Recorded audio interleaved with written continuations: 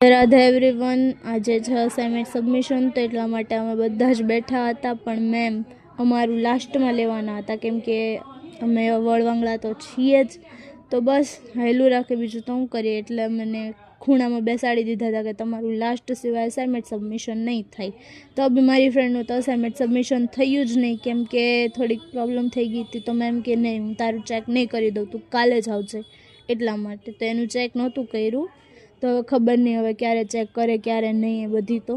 અને સાંજે વરસાદ હતો જ, તો બી આપણે તો રમવાનું ચાલુ જ રહે, ગરબા રૂકવા ના જોઈએ, વરસાદ ફૂલ આવે તો બી, એટલે અમે રમતા હતા વરસાદમાં બી ગરબા।